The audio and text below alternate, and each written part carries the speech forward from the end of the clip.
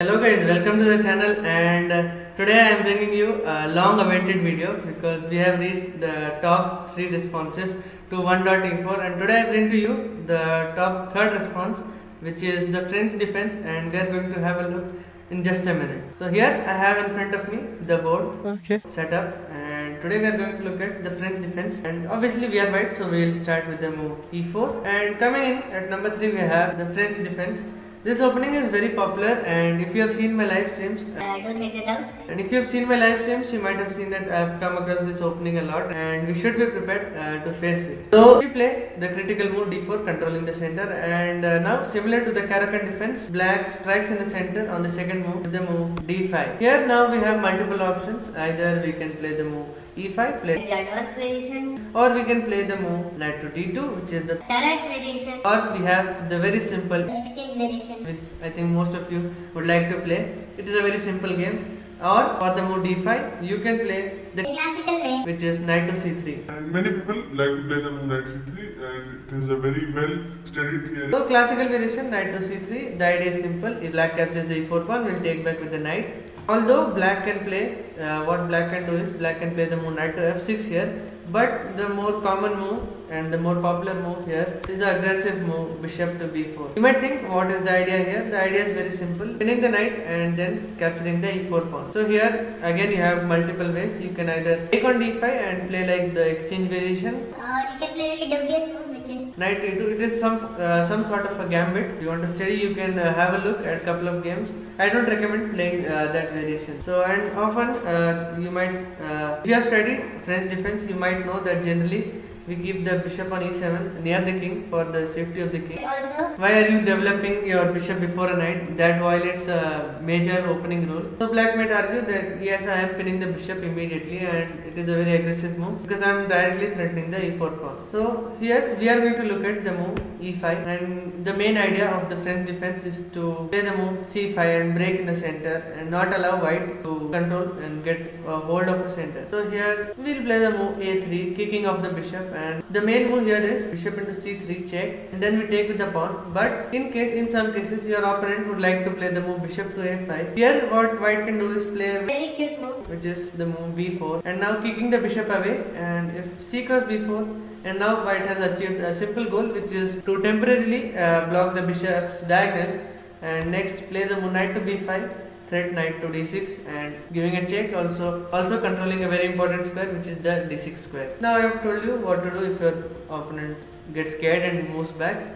And now we are going to look at what if our opponent captures. So obviously we have to take back with the pawn, and now normal development here from the black's camp. And now you can also play normally, play the move knight to f3, play bishop to d3, or if you want to attack, and this is a very critical move which is the move queen to g4, directly attacking the g7 pawn here and also kind of forcing black to castle, and here black has to make a decision. So that is the point, either black can play the move g6 or black can move castle. And here many people think that you can't play the move castle. I just want to tell you that black can play the move castle because if you play bishop h6, black can simply play knight g6 and everything is safe. Black is not going to lose any material here. Now we look at the main move after queen to g4. So this is a very interesting variation and the move is queen to c7. You might face this a lot because a lot of experienced players tend to play this because they get a lot of counterplay from the black side. And now obviously we have to take the g7 pawn. Then what is the idea if you don't take the g7 pawn?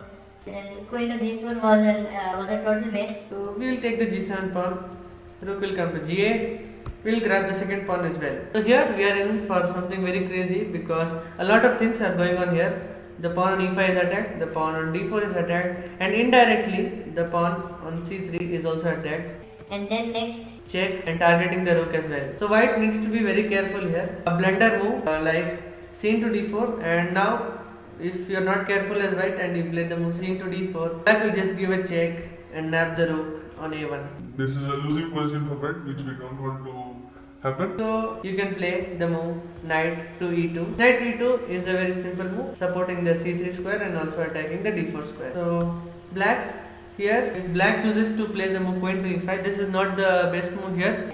from the black's camp because it is a very risky move because White can just play bishop to f4 or you even take this d4 pawn. And it is a pleasant position for white. For example, let me show you c cross d4. Now here another move which is a blunder is queen to g7, because after exchanging here white has two strong pawns on h2 and g2, which will simply march and promote. Also, the second point why black should not exchange the queen is, as you can see here, a lot of weak squares, lot of dark weak squares, and interestingly we have a dark squared bishop and they don't have a dark squared bishop, so it is a very easy position for white to continue, and white will have a clear advantage in this variation. So now we have seen why queen cross e5 is a mistake. So let's look at the better move now.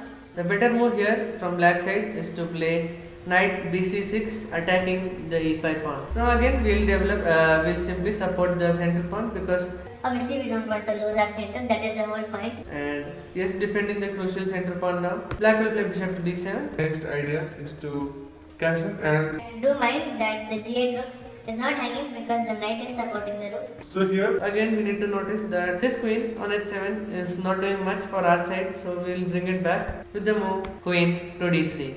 Queen to d3, now queen is a little bit more active than it was on h7. So queen to d3, now black will play d cross e3, and here There are multiple ways, because if you take with the queen, there's one variation.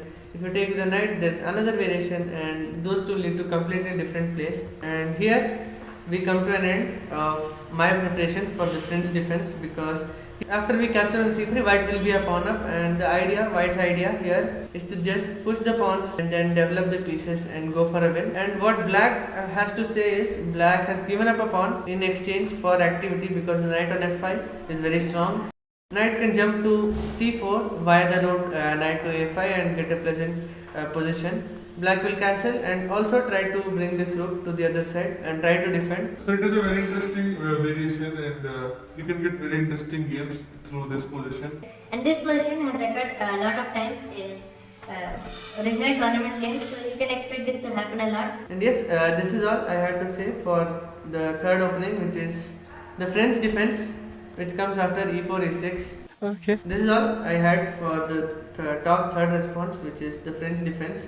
And this you might face a lot, because many intermediate players tend to play this variation, and it is quite a tricky one, and if you are well prepared, you can win. Thank you for watching, and if you learned something and if you enjoyed, leave a like, share this video with all your chess friends and everyone, so that they can also have an understanding of the French defense and how to counter it. And if you are not yet subscribed to our channel. It is absolutely free. And while you're at it, turn the notification bell, because you don't want to miss the next two videos, which will be top 2 responses to first move e4, and that will take your preparation to the next level. Thank you for watching. Take care and bye.